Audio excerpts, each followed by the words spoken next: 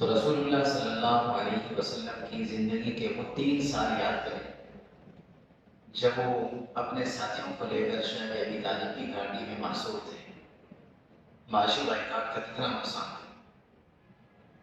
صحابہ فرماتے ہیں کہ پودوں کے ساتھ جو پتے ہوتے تھے وہ ہم کھاتے تھے، اور حالت یہ ہو گئی تھی کہ قضاء حاجت کے لیے جاتے تو قبض کی شدت کی وجہ سے ہوتا نہیں، ایسی حالت ہو گئی تھی۔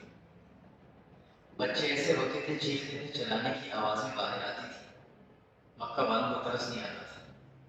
وہ تھا معاشی بائیکاٹ، پہلا انسان کی تاریخ کہ 3 سال کے لیے صحابہ کو شہر ابی طالب کی گاڑی میں بند کیا تھا، اور ابو جہل نے اعلان کیا تھا کہ خبردار کسی نے یہاں ان کے قریب کوئی آیا، ان کو کھانے کی کوئی چیز کسی نے دی تو اس کی خیر نہیں ہوگی۔ جیسے آج کے ابو جہل نے کہا ہے تو سارے مشرک ڈرے ہوئے۔ حضور صلی اللہ علیہ وسلم جب مکہ مکرمہ سے ہجرت فرما کر مدینہ گئے تو مکہ والوں نے مشورہ کیا تھا، ہجرت کا پہلا ہی سال تھا، اہل مکہ نے یہ کہا کہ مسلمان یہاں سے بھاگ کر مدینہ چلے گئے، وہاں بھی کو نہیں چھوڑنا، اس کے لیے کیا کیا جائے؟ تو مشورے میں طے ہوا کہ اس سال جو ہماری تجارت ہوگی شام کے ساتھ، سیریا جس کو کہتے ہیں شام، اس تجارت میں جو مال ہمارے پاس آئے گا یا جو ہمارا مال وہاں بکے گا، اس میں جتنا بھی منافع ہوگا، تمام تاجر نے اس بات پر تحریہ کیا تھا، حلف لیا تھا کہ وہ پیسہ جو منافع والا ہوگا وہ ہم استعمال نہیں کریں گے، اس پیسے کا اسلحہ خریدیں گے، گھوڑے خریدیں گے، اونٹ اور تلواریں خریدیں گے، اور پھر ہم مدینہ پہ حملہ کریں گے۔ یہ طے ہوا تھا۔ چنانچہ جب شام سے وہ قافلہ واپس آئے تو حضور صلی اللہ علیہ وسلم نے صحابہ سے کہا کہ اس کا راستہ روکو۔ اللہ نے حضور کو بتا دیا تھا اس قافلے کا راستہ روکو، اس لیے کہ انہوں نے یہ مشورہ کیا اور مکہ میں یہ بات پورے مکہ میں طے ہو گئی ہے کہ جس تاجر کا اس تجارت کے مال میں پیسہ رکھا ہوا ہے، وہ جو اس کی پرافٹ ہوگی اس پرافٹ کو اپنے پاس نہیں رکھے گا، اس کو وقف کرے گا مسلمانوں کے خلاف لڑنے کے لیے۔ چنانچہ حضور نے تب ان کا راستہ رکوایا تھا، حملہ کروایا تھا، پھر جنگ بدر ہوئی تھی۔ اس کے بعد حضور صلی اللہ علیہ وسلم جب بھی کوئی تجارتی قافلہ ان کا آتا جاتا تھا، حضور فرماتے تھے ان کا راستہ روکو، ان پہ حملہ کرو، ان کا مال چھینو، ان کو معاشی طور پر نقصان پہنچاؤ تاکہ یہ سوچ بھی نہ سکے ہم پہ حملہ کرنے۔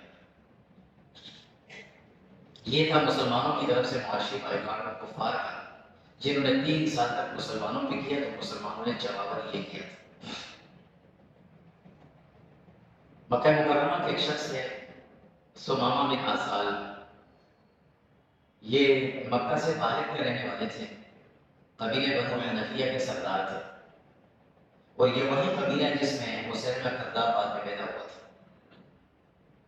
اس قبیلے کا سردار جب مسلمان ہوا، یہ بہت بڑا زمیندار تھا، یہ قبیلہ پورا زمیندار تھا، اس یہاں سے مکہ مکرمہ میں غلہ بہت ساری چیزیں آتی تھی۔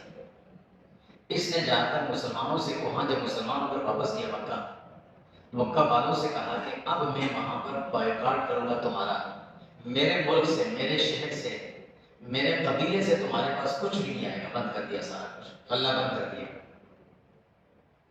اس قبیلے بنو حنفیہ کی منڈی سے جو مکہ میں تجارت کا مال آتا تھا، اس میں کھانے پینے کی اشیاء ہوتی تھی، وہ بند کر دی۔ 3 سال تک اس نے بند کی۔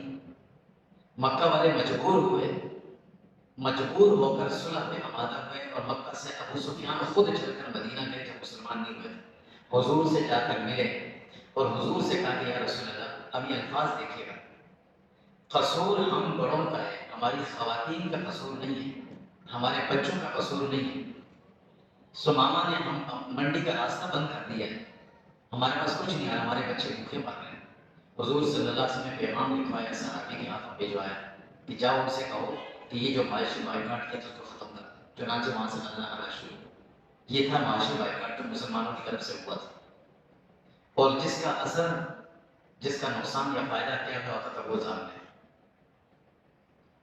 حضور صلی اللہ علیہ وسلم مدینہ طیبہ میں تھے، चौथा वाक़या मदीना मुनव्वरा से दिफाई मुआहदा था मुसलमानों का।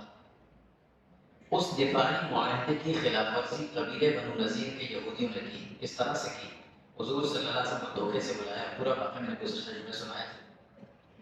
और मशवरा ये हुआ कि एक दीवार के नीचे, ऊंची दीवार के नीचे बैठने की जगह बनाई।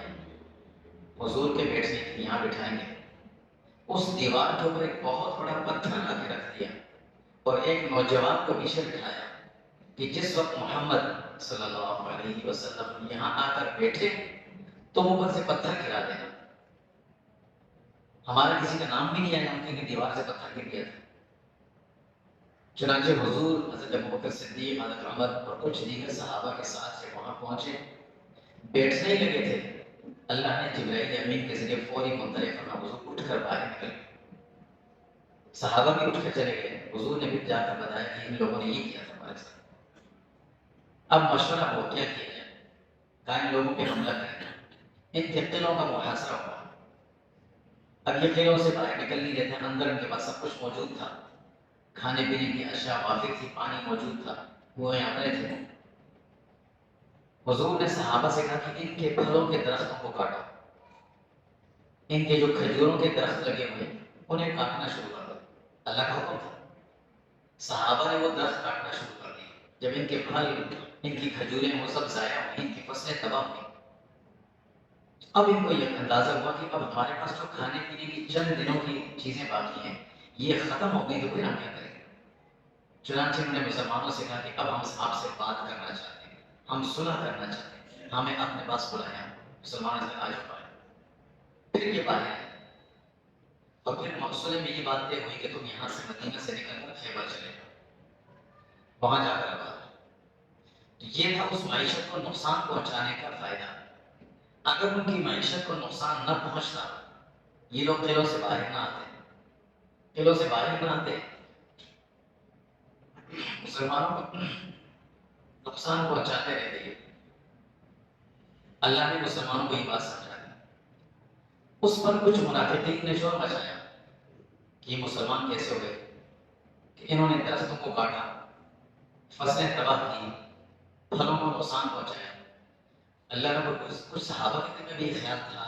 अल्लाह रब्बुल इज्जत ने सूरह हश्र की आयत नाज़िल फरमाई, आयत नंबर 5 फरमाया मा क़तअतुम मिन लीनतिन, या रसूलुल्लाह सल्लल्लाहु अलैहि वसल्लम, जो दरख्त आपने कटवाए, इनके जो नुकसान करवाया, औ तरक्तुमूहा क़ाइमतन अला उसूलिहा, या जिनको बाकी रखकर छोड़ा है, ये अपनी मर्जी से नहीं किया, फ़बिइज़्निल्लाह, किसका हुक्म था? अल्लाह का हुक्म। अच्छा किया, बहुत अच्छा किया कि उनको नुकसान पहुंचाया। ये वो मुसलमानों और इंसानियत की तारीख के माशी बाइकाट थे, उनके नुकसान और फवायद की चंद वाक़यात। हम तो आज कहते हैं ना कि इसका फायदा क्या हो, और इसमें बड़े बड़े इतराज़ात होते हैं। दरअसल हमें कुछ चीज़ें सोचनी भी होती हैं। हर दौर के अंदर जंग का तरीका बदलता है, जंग और जिदाल के तरीके बदले। एक ज़माना था जब तलवारों की जंग होती थी दो बदों, उसमें मुसलमान का मुकाबला कोई नहीं कर सकता। एक तरफ 1000 आदमी मुसल्लह है और एक तरफ 313 में से 6 के पास तलवारें हैं, बाकी के पास डंडे हैं, किसी के पास कुछ भी नहीं, मुकाबला कुछ नहीं है। लेकिन सबसे बड़ी चीज, एक तरफ ईमान और एक तरफ कुफ्र था। एक तरफ ईमान की ताकत थी, अल्लाह ने मुसलमानों को फतह दी। बदर में हुआ, उहद में हुआ, खंदक में हुआ, फिर दीगर जगहों पर होते रहे। आखिरकार ग़ज़वा तबूक में हुआ, हुनैन में हुआ, हर जगह मुसलमान को फतह मिली। ये थे वो मैदानी जंग, दो बदोहात की जंग, जिसमें किसी की बहादुरी और बुज़दिली का पता चलता है, कौन कितना बहादुर है। और ये जंगें फैसला इसलिए भी होती थी कि दोनों तरफ की जो जंग होती थी, जिस तरफ कुफर हो या इस्लाम हो, दोनों के जो लीडर होते थे वो सबसे आगे होते थे। आगे सरबरा होता था, आगे लीडर होता था, बाकी सिपाही फौज पीछे होती थी। जंग फैसला कौन होती थी, वहां बुज़दिली का, उसका बहादुरी का पता चल जाता था। फिर जमाना बदला, अब जंग आई असलहा की, चुनांचे असलहा बनाना शुरू किया लोग, और असलहे से जंग होना शुरू। अब थोड़ा फासला बढ़ गया, میدان تو جنگ ہی ہوتا تھا، لیکن دو بدو ہاتھ پائی بھی ہوتی تھی، تلوار کے بار نہیں ہوتے تھے، دور سے ایک دوسرے کو مارتے تھے، اس میں اپنا بچاؤ زیادہ تھا۔ اب یہ جنگ چلتی ہے ایک زمانے تک، پھر ایک دور آیا کہ اس نے اس سے بھی آگے کا زمانہ چلا، پھر جنگیں چلی جاسوسی کی، اپنے ملک کے اپنے قوم کے لوگوں کو ٹریننگ دے کر سمجھا کر بجھا کر سارے طریقے سمجھا کر دشمن کے قوم میں دشمن قوم میں چھوڑ دیا جاتا، بھیج دیا جاتا، وہ وہاں رہتے بھی دیکھتے سب کچھ، وہاں کا روپ دھار لیتے۔ بلکہ اگر ہم اگر تاریخ پڑھیں تو ہم مسلمانوں میں ایسے لوگ بھی آئے کہ جو یہودی آئے اور مسلمانوں میں وہ علماء کی شکل اختیار کر کے اور یہاں مسلمانوں میں رہ کر انہوں نے کام کیا، ایسے ادھر بھی ہوتا ہے۔ اب اس جنگ کا عروج رہا، ایک زمانے میں بڑی کامیاب جنگ رہی ہے، حضرت علی رضی اللہ تعالیٰ عنہ کو شہادت ہوئی، ایسے ہی حضرت فاروق اعظم رضی اللہ عنہ کو شہید کیا اس نے، پھر ابو لولو نے ایسے ہی کیا کہ وہ صف میں آ کر کھڑا تھا نمازیوں کے ساتھ اور دوران نماز اس نے حملہ کر دیا۔ حضرت علی رضی اللہ تعالیٰ عنہ فجر کی نماز پڑھانے جا رہے تھے، ان پہ حملہ ہوا، امیر معاویہ رضی اللہ بھی ہونا تھا، وہ بچ گئے۔ یہ سلسلہ رہا، یہ طویل عرصے تک یہ جنگیں رہی، اور یہ کامیاب طریقہ رہا جنگ کا۔ اس میں ہوتا کیا تھا کہ منتخب اور نشاندہ افراد کو ہی نشانہ بنایا جاتا تھا، کس کو مارنا ہے، کسے قتل کرنا ہے۔ چنانچہ دونوں طرف سے جو لیڈر ہوتا تھا، جو سربراہ ہوتا تھا، جو بڑا ہوتا تھا، اس پہ حملہ کیا جاتا تھا، زہریلے خنجر مارے جاتے تھے، کچھ اور طریقے ہوتے، یہ طریقہ رہا جنگ۔ پھر آہستہ آہستہ جنگ نے اپنی شکل بدلی، اب دور شروع ہو گیا ٹیکنالوجی کا، آپ اپنے ملک کے اندر بیٹھے، اپنے گھر سے بیٹھے بیٹھے دوسرے ملک کے بندے کو نشانہ بنا، سب آپ کو پتہ چلا کون کہاں ہے، کدھر جا رہا ہے، کہاں جا رہا ہے۔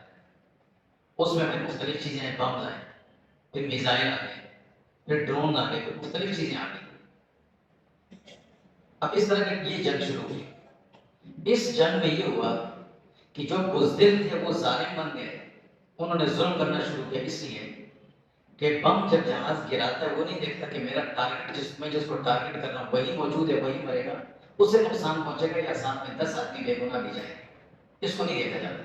چنانچہ یہاں سے انسان ظالم ہونا شروع ہوا، اور ظالم وہ شخص بنتا ہے جو بزدل ہوتا ہے، جو دو بدو جنگ نہیں کر سکتا، وہ ہمیشہ ظالم ہوتا ہے، کبھی بھی بہادر آدمی ظالم نہیں ہوتا، یہ انسان کی تاریخ ہے۔ چنانچہ ہوا یہ کہ جو بہادر، جو بزدل تھے وہ ظالم بنے، انہوں نے دنیا کی جدید ترین ٹیکنالوجی حاصل کی، اور اس کے ذریعے سے انہوں نے یہ نہیں دیکھا کسے مارنا ہے، بس اندھا دھند مارتے رہے، چاہے وہ جاپان تھا، چاہے وہ دوسرے ممالک تھے، چاہے وہ افغانستان تھا، چاہے وہ ایران تھا، مارتے رہے۔ یہ دور رہا جنگوں کا۔ اللہ سبحانہ و تعالیٰ نے ہمیں یہ ساری چیز کی تعلیم اس وقت دی تھی جب رسول اللہ صلی اللہ علیہ وسلم دنیا میں موجود تھے، تب ہمیں کہا تھا وَأَعِدُّوا لَهُم مَّا اسْتَطَعْتُم مِّن قُوَّةٍ، یہ چیزیں تم بھی بناؤ، تمہیں پیسے کی ضرورت ہے، تمہاری زمین سے تمہیں میں پیٹرول جیسی قیمتی چیز نکال کر دوں گا، تم اسے استعمال کرو، بناؤ یہ چیزیں۔ تمہیں ضرورت ہے تمہاری زمین میں سے میں سونا نکالوں گا، اس سونے کو تم استعمال کرنا، بیچنا، اس سے تمہیں وَأَعِدُّوا لَهُم مَّا اسْتَطَعْتُم مِّن قُوَّةٍ، یہ چیزیں بنا کے رکھنا۔ تمہیں زمینیں خود دوں گا جس میں ہر قسم کا پھل، ہر قسم کا غلہ، ہر چیز اگے گی، بڑی زرخیز زمینیں تمہیں دوں گا، اس پہ محنت کرنا، اپنی معیشت کو مضبوط رکھنا، اور وَأَعِدُّوا لَهُم مَّا اسْتَطَعْتُم مِّن قُوَّةٍ، اپنے آپ کو اس کے لیے تیار رکھنا۔ چنانچہ یہاں آ کر مسلمان سے غلطی ہوئی، بڑی غلطی ہوئی۔ مسلمان یہ سمجھتا تھا کہ میرے پاس جو زمین سے پیسہ نکل رہا ہے، اگل رہی ہے زمین، یہ میرے کھانے کو بھی کافی ہے، یہ میری آل اولاد کے لیے بھی کافی ہے، یہ میری عیش و عشرت کے لیے بھی کافی ہے، یہ الفاظ دیگر میری عیاشیوں کے لیے بھی کافی ہے، میری نسلوں کے لیے بھی بہت ہے، اور میں چاہوں گا تو میں اس اسلحے پر کوئی چیز خریدنا چاہوں گا، خرید بھی لوں گا۔ چنانچہ اللہ نے اس پیغام کو چھوڑ دیا وَأَعِدُّوا لَهُم مَّا اسْتَطَعْتُم مِّن قُوَّةٍ، کہ اپنے تیاری کرو، خود بناؤ ساری چیزیں، نہیں بنائی۔ اس جنگ کے میدان میں آ کر مسلمان یہاں مار کھا گئے، وَأَعِدُّوا لَهُم، اللہ نے یہ تم پہلے تیار ہوتے تو آج تم مار نہ کھاتے۔ یہ وہ دور تھا۔ پھر اس جنگ کے لیے جو سب سے بنیادی ایندھن بنتا ہے، اس ٹیکنالوجی کی جنگ کے لیے جو ایندھن ہے، وہ تین چیزیں، وہ تین گویا کہ قسم کی جنگ ہے۔ اس کو آپ معاشی جنگ کہہ لیں، نفسیاتی جنگ کہہ لیں، میڈیائی جنگ کہہ لیں، 3 جنگوں کے میدان اس وقت یہ اس وقت سب سے بڑے میدان جنگ ہے۔ چنانچہ جس ملک کی معیشت اچھی ہے اس کے پاس سب کچھ ہے، سب اس کے دوست ہیں، کوئی اس سے نہیں لڑتا، کوئی نہیں لڑتا۔ آپ دنیا کے مختلف ملکوں میں دیکھیں، چھوٹے چھوٹے ایسے ملک نظر آئیں گے جن کی اپنی فوج تک نہیں ہے، ان سے لڑتا کوئی نہیں ہے۔ کیوں؟ ان سے پیسہ لینا ہے، ان سے مال بٹورنا ہے، بعد میں دیکھا جائے گا ان کے ساتھ۔ تو ایک تو معاشی جنگ ہے، دوسری نفسیاتی جنگ ہے، تیسری میڈیائی جنگ ہے۔ چنانچہ اس وقت ابلاغ کے جتنے بھی ذرائع ہیں، چاہے وہ پرنٹ ہو چاہے الیکٹرانک، دونوں پر ان کا قبضہ ہے، اور وہ من گھڑت خبریں اتنی پھیلاتے ہیں کہ ہم اتنے مرعوب ہو کر آخر کار باپ اپنے بیٹے پر شک کرتا ہے، بیٹا اپنے باپ پہ شک کرتا ہے۔ اور یہ سچ ہے، جس امام کے پیچھے آپ نماز پڑھتے ہو، دل سے قسم کھا کر مسجد میں، آپ کے دل میں کبھی شک آیا کہ یہ بندہ کون ہے؟ جس کے پیچھے آپ اپنی نماز کرتے ہو کہ میں اللہ اکبر کہتا ہوں، میری نماز کا ذمہ دار یہ ہے، اپنے والد اور دادا کا جنازہ جس سے پڑھواتے ہو اس میں بھی آپ شک کرتے ہو، اور وہی امام، میں اپنا بیان کرتا ہوں، پیچھے کھڑے ہونے والے جن کی نماز کا ذمہ دار ہے ان پہ بھی شک کرتا ہے۔ یہ بندہ کس سوچ میں ہے؟ یہ کس نے ہمیں مشکوک بنا دیا، ہمیں اپنے دین سے متنفر کر دیا۔ گھر میں نوجوان اگر داڑھی رکھتا ہے، باپ بھی کہتا ہے بیٹا یہ کیا ہے، ماں کہتی ہے بیٹا یہ کیا ہے۔ رسول اللہ صلی اللہ علیہ وسلم کی سنت پہ مشکوک نگاہوں سے ہم دیکھ کر ڈالے۔ یہ کیوں ہوا؟ یہ اس میڈیائی الغار نے ہمیں کیا، ہمیں بڑے طریقے سے انہوں نے مارا ہے، ایسے نہیں مارا۔ پہلے ہمیں جہاد اور ان چیزوں سے متنفر کیا، پھر ہمیں داڑھی ٹوپی سے متنفر کیا، پھر مساجد سے دور کیا، پھر ہمارے نصاب میں سے قرآن مجید نکالا، پھر قرآن مجید کی باتوں پر اعتراض ہوا، اور پھر ہم جیسے پڑھے لکھے گئے، دین تو بڑے پیار محبت سے پھیلا تھا۔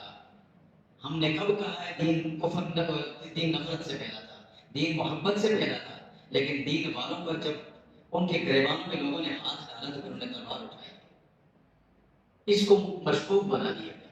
ہم نے مشکوک کر اس لیے کہ میڈیا کے میدان میں سارے وہ لوگ تھے، ہم نہیں تھے۔ ہم اگر تھے بھی تو ہم نے ایک دوسرے پہ تنقید ہی کی ہے۔ آج کے دور میں عجیب بات ہے کہ لوگ اللہ تعالیٰ سے دعا بھی مانگتے ہیں، موبائل کے ذریعے میسج کرتے ہیں، دعا بھی مانگتے ہیں موبائل کے ذریعے، اللہ خود نہیں سنتے بشر۔ آپ موبائل کا گروپ کھولیں صبح، ہر ایک اللہ تعالیٰ ہم سب کو کامیاب کریں، اللہ ہمیں فلاں چیز سے بچائیں، اللہ فلاں، اور میسج کس پہ بھیجا ہوا ہے؟ موبائل پہ۔ یعنی اللہ نے کوئی عزت بھی، آپ موبائل کے میسج دیکھیں گے، نمازی کو نماز کی دعا نہیں دیکھیں گے، نمازی کی دعا نہیں سنیں گے۔ اس کو ہم نے اتنا غلط استعمال کرنا شروع کر دیا، اور اسی میں بیٹھ کر ہم ایک دوسرے کو تام تشریح بھی کرتے ہیں۔ اگر کسی نے کوئی دین کی بات کر بھی دی تو 2 حمایتی 4 اس پہ لام تام کرنے والے موجود ہوں گے۔ چنانچہ اس میدان میں ہم ہار گئے۔ دوسرا میدان تھا نفسیاتی جنگ کا، وہ خود بخود ہی ہو گیا۔ خود بخود ہم اتنے نفسیاتی طور پر مرعوب ہو گئے کہ ہم فکری طور پر ان عیسائیوں اور یہودیوں کے سامنے کھڑے ہو کر ہم ان کی زبان میں بات کرنے پر مجبور ہیں، اور اس میں ڈرتے بھی ہیں، کانپتے بھی ہیں کہ غلط نہ بولیں۔ وہ میری زبان نہیں بولتا۔ یہ نفسیات کی کتنی بڑی کمزوری ہے، کتنی بڑی کمزوری ہے۔ اگر وہ ہم سے اپنی زبان میں بات کریں، ہم سے اردو میں بات کریں، عربی میں 2-4 کلمے بولیں، نہیں۔ نفسیاتی طور پر ہم بالکل مرعوب ہو چکے ہیں۔ اس نفسیاتی مرعوبیت سے نکلنا ہے، اس سے نکلنا ہے۔ ہم نے اپنے اوپر ان چیزوں کو اتنا مسلط کیا ہے کہ میرے ذہن میں یہ بات بٹھا دی گئی ہے کہ جو دوائی باہر سے آئے گی وہی اثر کرے گی، جو پاکستان میں بنی وہ اثر نہیں کرے گی۔ صرف پاکستان کا آٹا ہے جو اچھا ہے، اثر کرتا ہے، باقی نہیں کرتا۔ جو کولڈ ڈرنک اور جو کھانے کی چیزیں باہر سے آئیں گی وہ اچھی ہوں گی، جو میرے ملک میں بنی وہ اچھی نہیں ہوں گی۔ آج کا اتنا بیچارہ سادہ مسلمان کہ اسے اپنی ذات سے متنفر کر دیا، اپنی اولاد سے متنفر کر دیا، اپنے ماں باپ سے متنفر کر دیا، اپنے ملک سے مشکوک بنا دیا، اپنے دین کے بارے میں اس کو مشکوک بنا دیا۔ کیا ہمارا مذہب سچا نہیں ہے؟ ہمیں شک ہے اس میں کیا؟ لیکن یقین نہیں ہے۔ شک نہیں تو یقین بھی نہیں۔ ہم 10 باتیں کریں گے، یار یہ تو ٹھیک ہے لیکن اس ملک میں ہے کیا؟ یہاں ہم نے کیا کی، تو اس ملک کو چلانے کے لیے کوئی باہر سے نہیں آیا تھا، ہم ہی یہی پیدا ہوئے تھے، ہماری خبریں یہاں بنی ہیں، ہم نے اس ملک کو بنانا تھا، اب کیا ضرورت اس میں تانوتش نہیں کرنی تھی۔ یہ نفسیاتی مرغوبیت ہے جو ہم نے اس کا شکار ہے۔ اور تیسرا تھا معاشی جنگ۔ اس معاشی جنگ کا بڑا میرا کوئی 4-5 واقعات سنا ہے کہ اس معاشی بائیکاٹ کا نقصان کتنا ہوتا ہے اور اس کا فائدہ کتنا ہوتا ہے، دونوں چیزیں۔ چنانچہ ان کی معیشت مضبوط ہے تبھی تو کر رہے ہیں، انہوں نے کہا مدینہ میں حملہ کریں گے معیشت مضبوط کر کے، یہ پیسہ جمع کر کے، حضور نے فرمایا یہی مجھ سے چھین لو، حملہ ہی کر سکتے۔ سوچیں گے ہم آج کہتے ہیں مسلمان ہم کیا اگر ہمارے ملک میں باہر کی پروڈکٹ آ رہی ہے تو کیا ہم لوگ کو تھوڑا سا تو ملتا ہے، باقی تو ہم استعمال کرتے ہیں، تھوڑا سا تو ملتا ہے۔ جب میری ذات پہ آئے گا، میرے اپنے گھر پہ بات آئے گی، میرے اپنی عزت پہ بات آئے گی، تو پھر میں یہ نہیں کہتے ہیں تھوڑا سا ملتا ہے باقی تو سارا میں ہی کھا رہا ہوں۔ کیوں ملتا ہے تھوڑا سا بھی کیوں ملتا ہے؟ اور کبھی کہتے ہیں یار کام کرنے والے تو سارے مسلمان ہیں، اگر ان کی گورنمنٹ کی ہے تو چیزیں سارے مسلمان اس ملک میں ہو رہی ہیں، سارے کام کرنے لوگ بے روزگار ہو جائیں گے، یہ دلیل نہیں ہے۔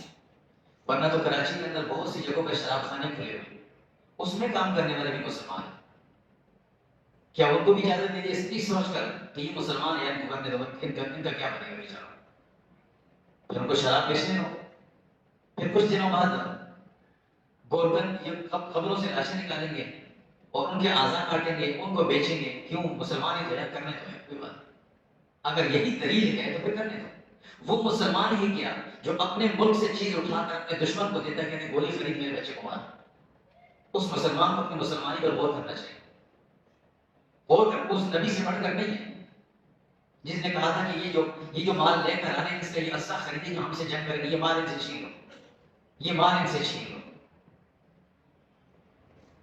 اور پھر ایک اور نئی چیز جو سننے میں آئی ہے جو زیادہ خطرناک ہے، وہ یہ کہ ایک طرف ہم یہ کہہ رہے ہیں فضا بنی ہوئی ہے، سارے مسلمان حد تک امکان کوشش کر رہے ہیں کہ انہیں معاشی طور پر نقصان پہنچا رہے ہیں، ان کی ساری چیزیں خریدنا چھوڑ رہے ہیں، لیکن ہماری جو لوکل کمپنی جو ایماندار ہے وہ کیا کر رہے ہیں، سننے میں آیا ہے کہ ان میں سے کچھ نے اپنی چیزوں کی قیمتیں بڑھا دی ہیں کیونکہ مارکیٹ میں اس کی مانگ ہو گئی۔